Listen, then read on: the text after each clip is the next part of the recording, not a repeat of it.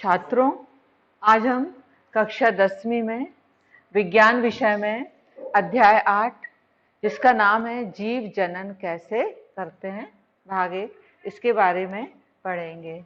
आप अपने चारों ओर विभिन्न प्रकार के जीवों को देखते हैं और उनकी संख्या भी देखते हैं। कभी आपको ऐसा नहीं लगता होगा कि आपको अपने मोहल्ले पड़ोस में या बहुत दूर तक एक ही आम का पेड़ दिखे, ऐसा नहीं है। एक ही मनुष्य दिखे, ऐसा नहीं है। आपको समुदाय में दिखाई देते हैं। तो अपने ही समान जीवों को उत्पन्न करने की क्षमता को हम क्या बोलते हैं? जनन कहते हैं। ये हमारा जो जनन होता है, ये आपने कक्षा 9वीं में पढ़ा है, कोशिका। क्या पढ़ा है? कोशिका। आपने देखा था, ये कोशिका होती है। कोशिका के अंदर एक क्या होता है? ये कोशिका की बाहरी परत है। ये कोशिका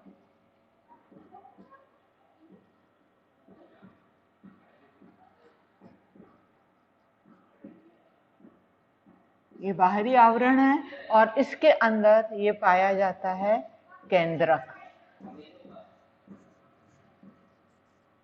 और केंद्रक के अंदर कुछ धागे नुमा रचना पाई जाती है। इनको हम बोलते हैं गुणसूत्र, या इसको इंग्लिश में बोलते हैं क्रोमोसोम।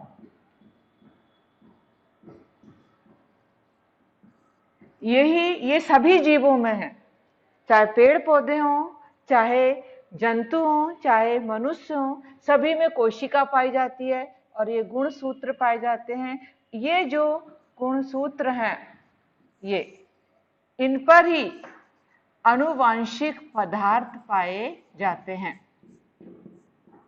आनुवांशिक पदार्थ जो एक पीढ़ी से दूसरी पीढ़ी में स्थानांतरित होते हैं, ये पदार्थ। तो ये जो गुणसूत्र हैं, ये वास्तव में बने रहते हैं डीएनए से। डीएनए एक विशेष प्रकार का अम्ल पाया जाता है। इनका स्वयं का एक प्रोटीन होता है। तो यहां हम आपको डीएनए का पूरा नाम बताते हैं, डीऑक्सीराइबोन्यूक्लिक अम्ल।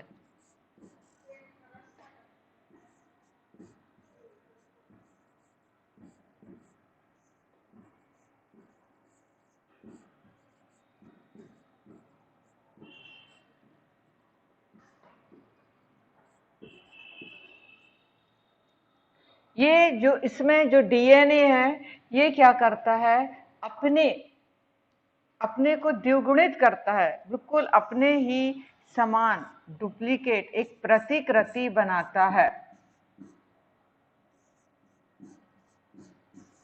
जैसे आप फोटोकॉपी करवाते हो ना, फोटोकॉपी में क्या आता है कि बिल्कुल वैसे ही आता है जैसे मूल कॉपी में है। तो ये डीएनए अपने ही समान प्रतिकृति बनाता है और इस प्रकार ये डबल हो जाते हैं और कोशिका ये भी 2 भागों में बढ़ जाती है। तो इस प्रकार ये 2 युग्मक बन जाते हैं जो कि विभिन्न क्रियाओं में भाग लेते हैं, जनन क्रियाओं में भाग लेते हैं। अच्छा, कभी कभी विभिन्नताएं भी होती हैं। क्या होती हैं? विभिन्नताएं भी होती हैं।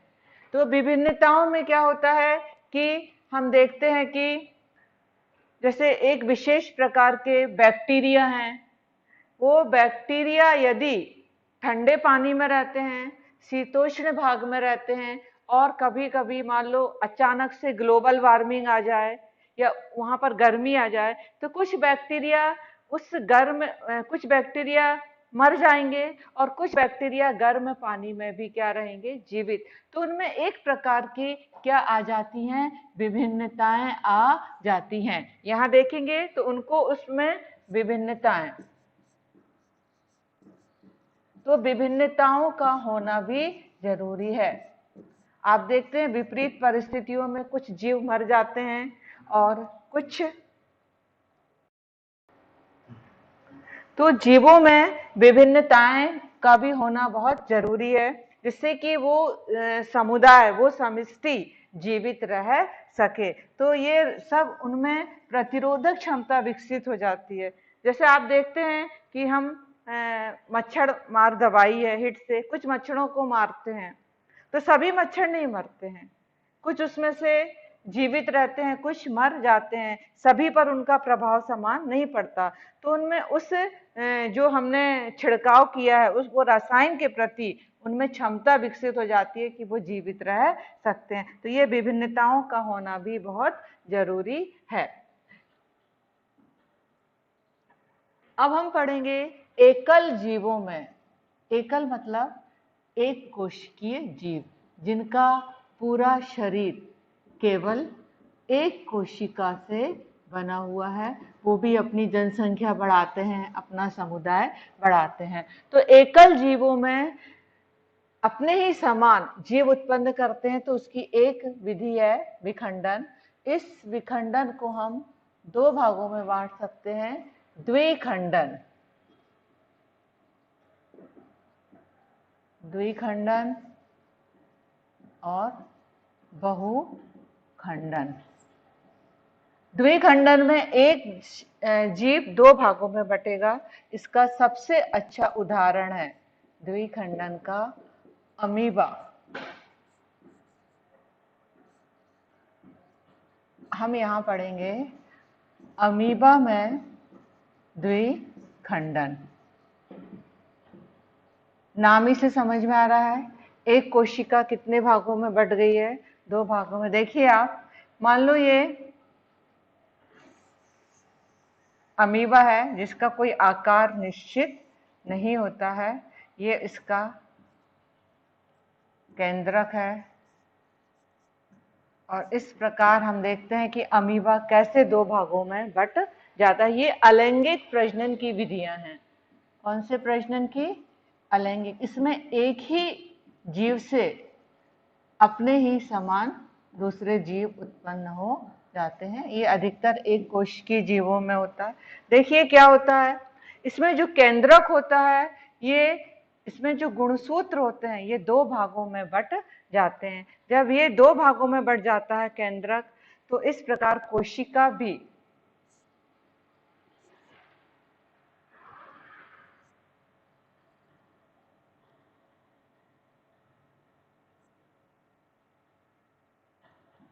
इस प्रकार केंद्रक धीरे धीरे आप देखेंगे दो भागों में बढ़ता है। और एक कोशिका में भी एक इस प्रकार की एक खांच बन जाती है।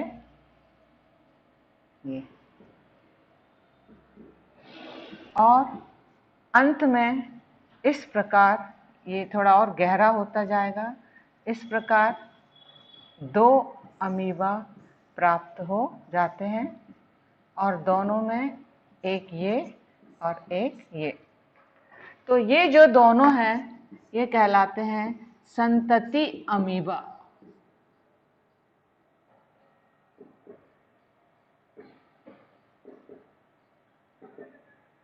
ये दोनों कहलाते हैं संतति।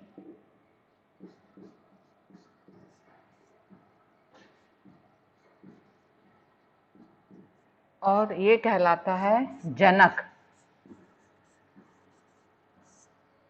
तो इस प्रकार हम देखते हैं कि किस प्रकार केंद्रक में गुणसूत्रों की संख्या का द्विगुणन होता है और इस प्रकार ये संतति अमीबा दो बन जाते हैं। तो यहाँ पर दो अमीबा बने, तो इसलिए इसको क्या बोलेंगे? द्विखंडन।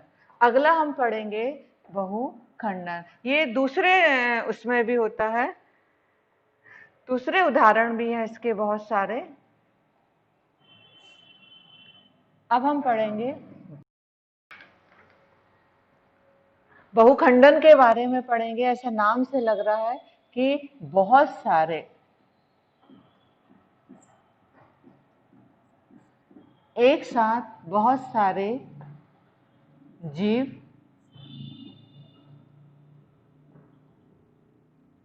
उत्पन्न होंगे। बहुखंडन मतलब एक, जैसे इसका एक उदाहरण है, आपने देखा होगा ना, मलेरिया परजीवी, इसके कारण मलेरिया रोग होता है ना, मलेरिया परजीवी। मलेरिया परजीवी का नाम है प्लाज्मोडियम।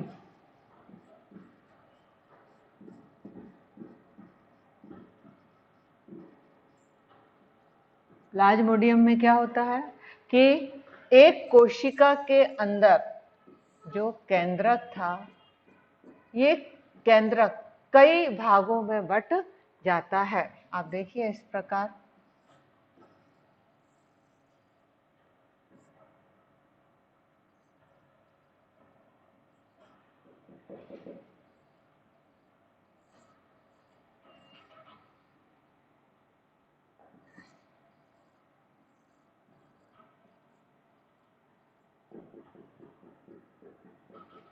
ये, और इसके चारों ओर एक बहुत मोटी परत बन जाती है।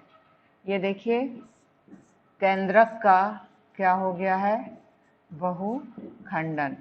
जब उचित परिस्थितियां रहती हैं तो ये इस प्रकार ये फट जाते हैं। ये जो अंदर का ये है जो बहुखंडन है, ये फट जाते हैं और ये बाहर निकल जाते हैं, और जितने बाहर निकलते हैं उनसे संतति कोशिकाएं बन जाती हैं। ये सारे बाहर निकलेंगे तो इस क्रिया को हम बोलते हैं बहुखंडन। ये मलेरिया परजीवी प्लाज्मोडियम में होता है। ये सब हैं अलैंगिक जनन की विधियां। इसके बाद हम पढ़ेंगे पुनरुद्भवन। पुनरुद्भवन, अब ये पुनरुद्भवन क्या है? इसमें भी नए जीव का निर्माण होता है जो बहुकोशिकीय जीव हैं।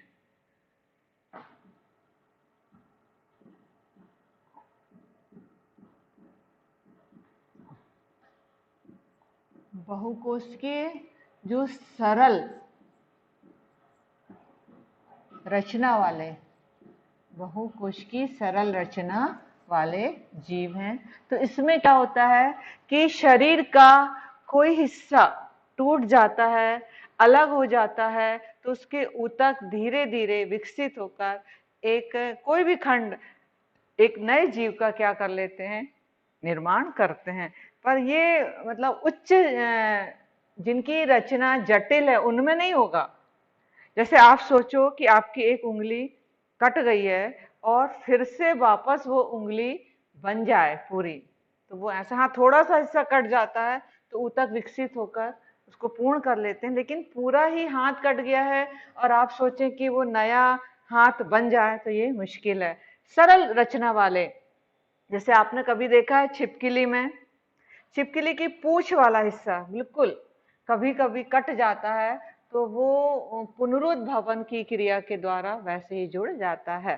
तो इस प्रकार ये है एक प्लेन एरिया। प्लेन एरिया में आप देखिए चित्र के द्वारा ये शरीर का एक हिस्सा तीन, तो तीन प्लेन एरिया बन गए, 1 2 3।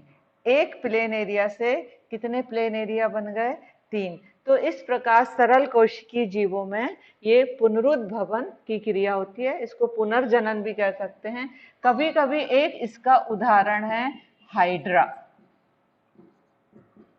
हाइड्रा में भी ये पुनरुद्भवन की अलैंगिक जनन है, ये भी एक प्रकार का पुनरुद्भवन की क्रिया होती है। तो इसमें क्या होता है, शरीर की कोशिकाएं क्या होती हैं जो टूट फूट गई हैं, जो उनकी पुनः मरम्मत हो जाती है।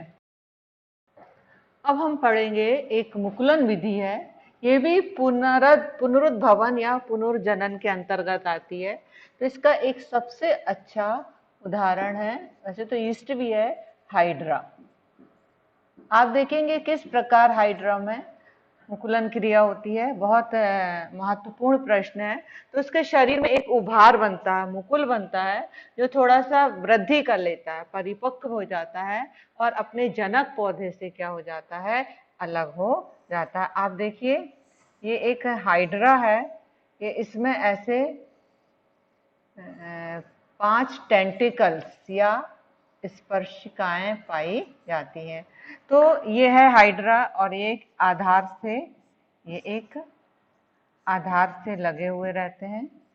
उसमें ये टेंटिकल्स या संस्पर्शक पाए जाते हैं। धीरे धीरे इसके शरीर पर एक ऐसा उभार सा बनता है। क्या बनता है? उभार। धीरे धीरे देखेंगे ये उभार धीरे धीरे बड़ा हो जाता है। ये उभार देखिए, ये उभार हुआ, धीरे धीरे ये उभार क्या हो गया? बड़ा हो गया।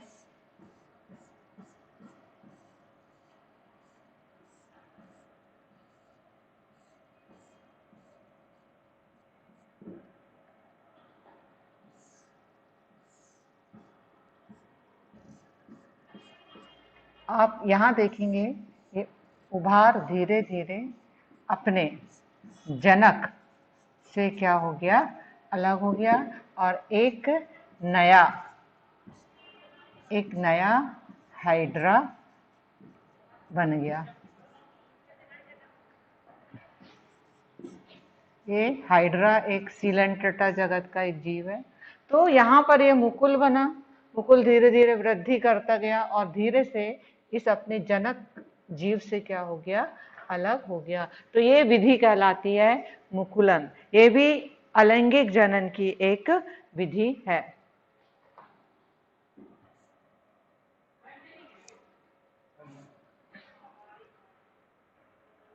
अब हम पढ़ेंगे पौधों में अलैंगिक जनन।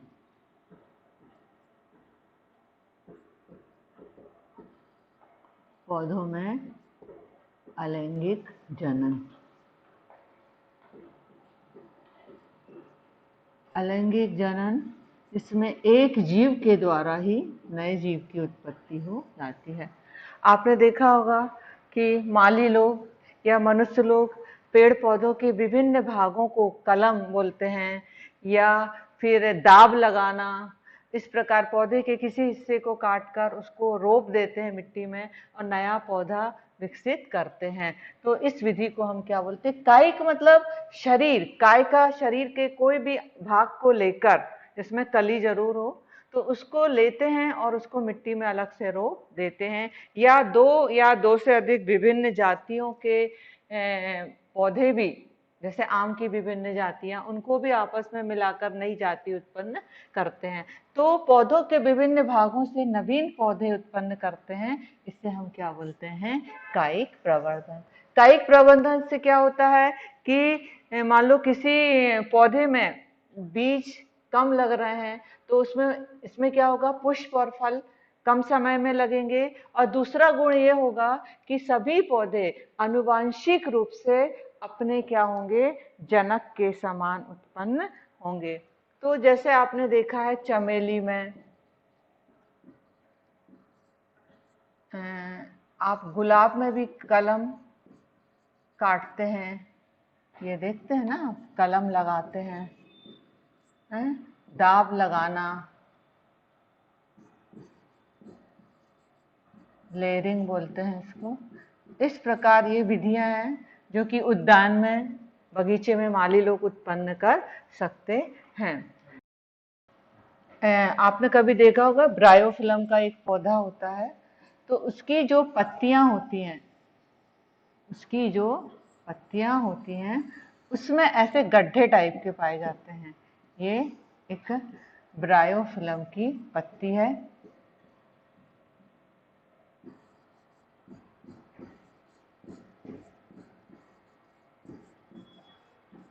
पत्ती से ही दूसरा पौधा बन जाता है। इसकी पत्तियां जो हैं, यहाँ पर जो गड्ढे हैं, यहाँ पर धीरे धीरे कलिकाएं बनने लगती हैं और इस प्रकार, ये आप देख रहे हो ना, ये जो गड्ढे हैं इस प्रकार, और धीरे धीरे ये बड़ी हो जाती हैं और ये मिट्टी में गिर जाती हैं।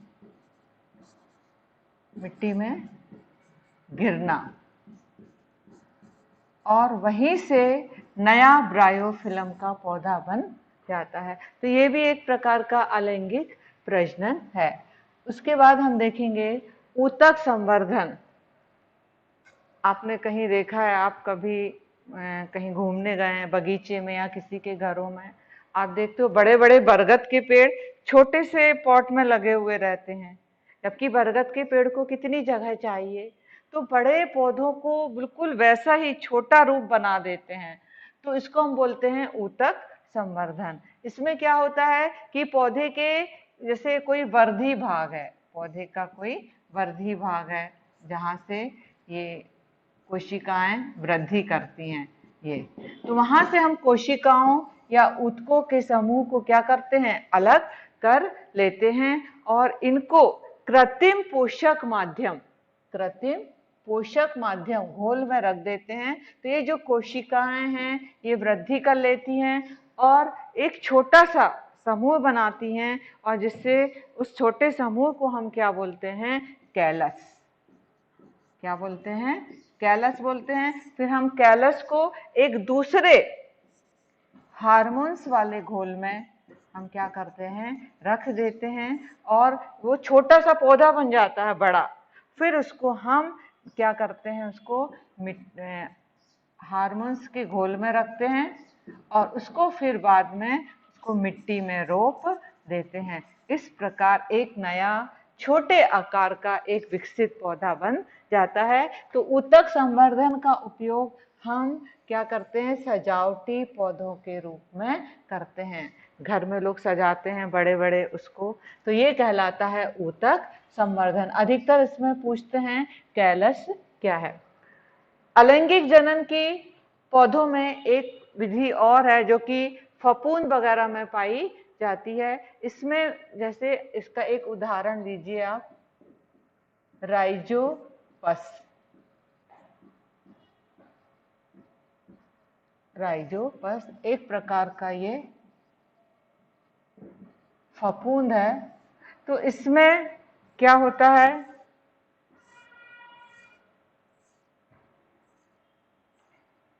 इसमें एक जालनुमा तंतु, एक जाल बनाते हैं और उस वहां पर बीजाणु धानियां पाई जाती हैं। क्या पाई जाती हैं, बीजाणु धानियां। ये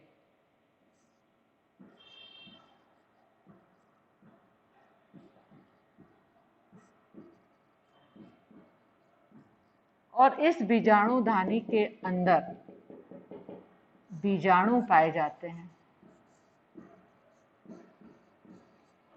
ये बीजाणु अनुकूल परिस्थितियों में क्या होता है कि ये जो बीजाणु धानियां हैं ये फट जाती हैं और ये जो बीजाणु हैं ये फैल जाते हैं और इस प्रकार दूसरे बीजाणु, इन बीजाणुओं से एक नया जीव उत्पन्न हो जाता है। तो इस विधि को बोलते हैं बीजाणु समासंग विधि। इसका एक अच्छा उदाहरण है राइजोपस। इसके बाद हम इसका पार्ट 2 बाद में पढ़ेंगे। धन्यवाद।